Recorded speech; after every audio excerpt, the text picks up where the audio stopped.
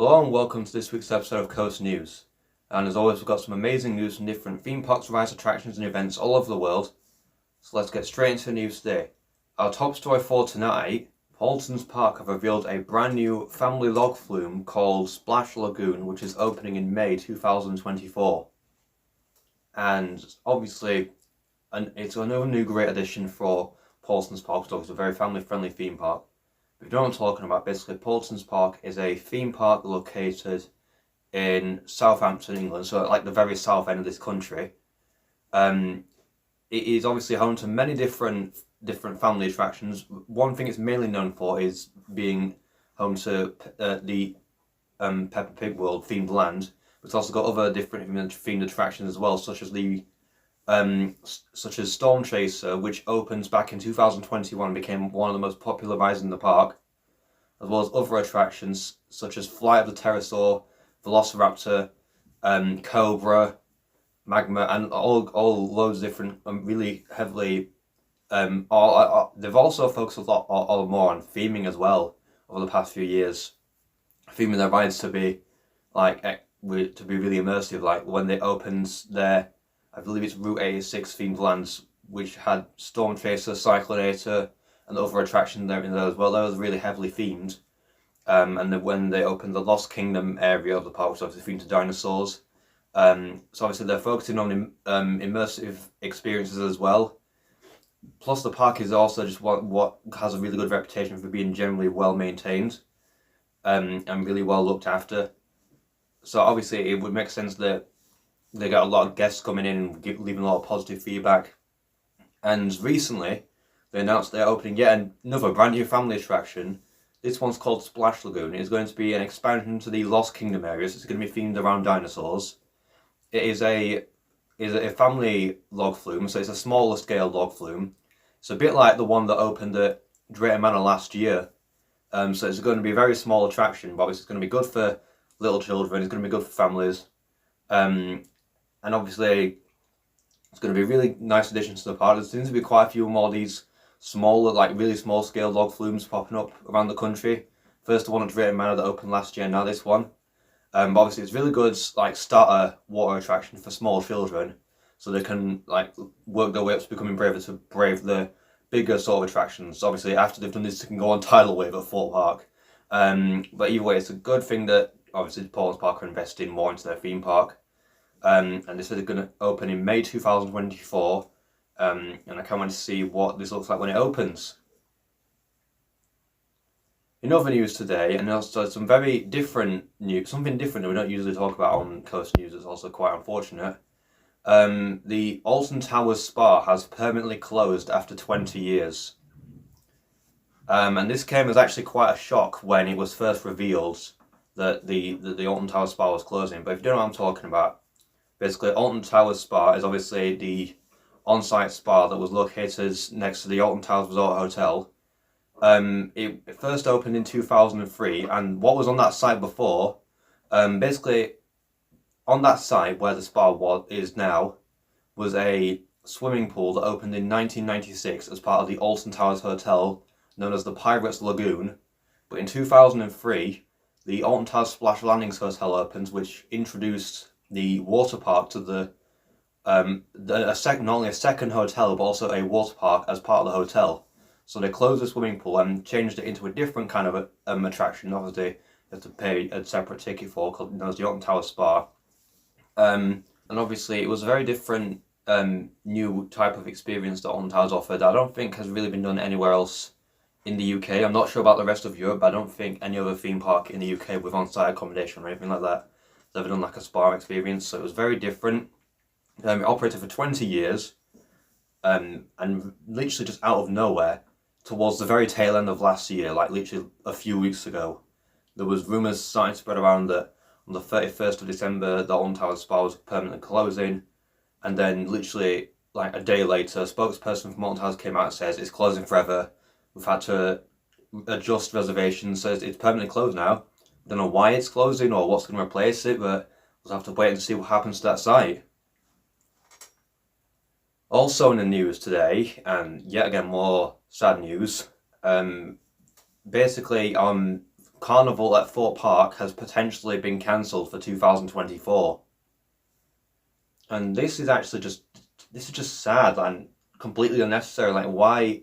It's not, I don't think it's been like outright confirmed by Thorpe Park that this is going to be happening, but like it's been very much implied because it says so. If you know what I'm talking about, basically, Carnival at Thorpe Park was an annual event that they held starting in 2022. It was one of two brand new events that season, the other one being Mardi Gras, and it added to the annual events lineup of Mardi Gras, Carnival, Oktoberfest, and Fright Nights at Thorpe Park. And it was a really successful event. I actually went to the opening year of Carnival back in 2022, and it was a really fun event. It was a very different sort of event. It was obviously themed around sort of like different carnival, sort of like circus sort of theme. So it was really cool theme, and obviously they had loads of different entertainment offerings.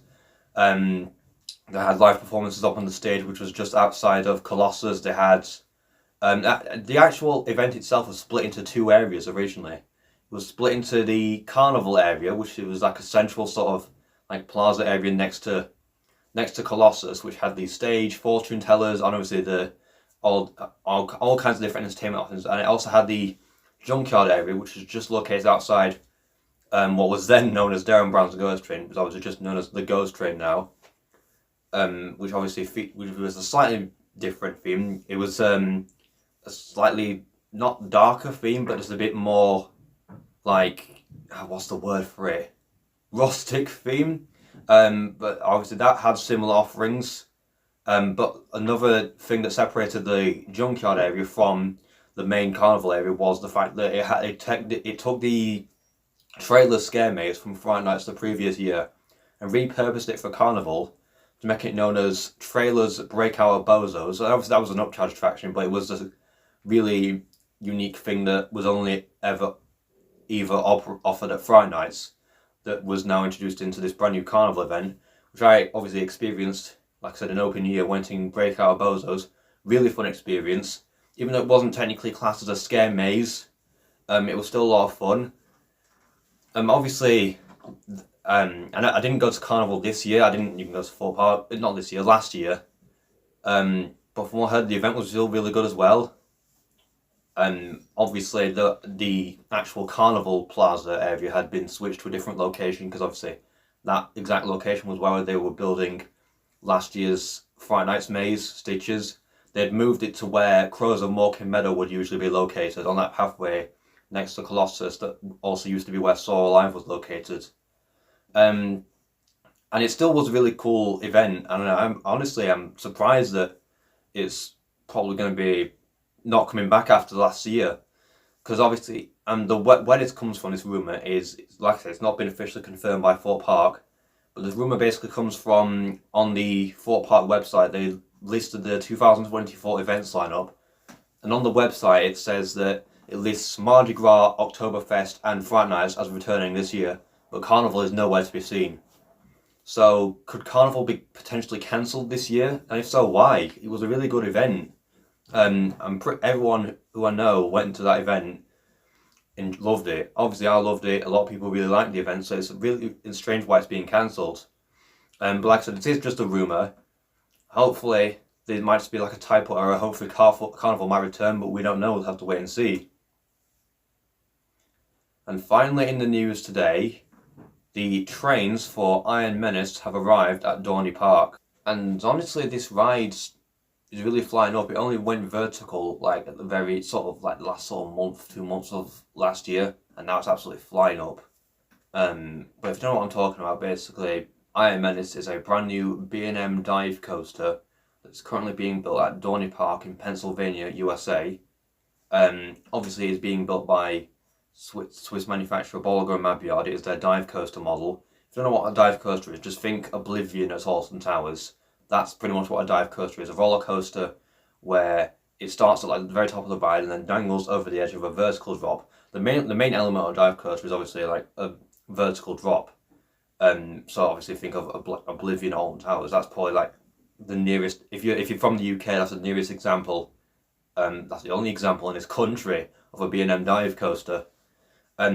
Obviously, since Oblivion, which was the first one in 1998, they've evolved to be much larger and longer and faster than ever, really. Like, literally, there are dive coasters over in America that are standing over 200 feet high and having multiple inversions, obviously. But from what I can tell, there's also like different, like smaller scale dive coasters that are maybe 100, 150 foot tall, but obviously that have a similar length to layout, but pack more of a punch.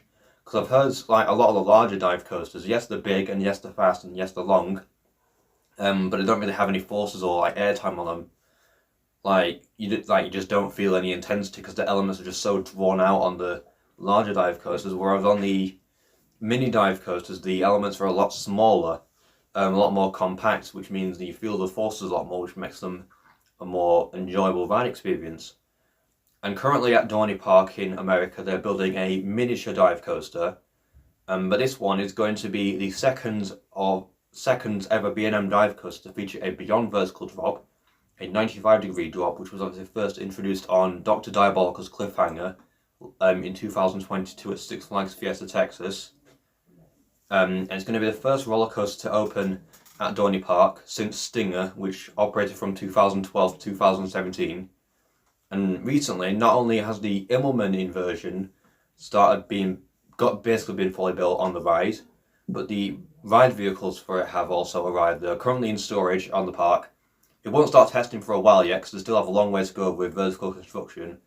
But at the rate that the construction is going at now, I imagine it won't be long until the track is complete. But yeah, this ride is looking absolutely amazing, and I cannot wait for Iron Menace to open at Dorney Park later this year. So that is it for this week's episode of Coaster News. I hope you've enjoyed it, and if you did, then please make sure to like, subscribe, and comment with likes in the next video. Goodbye.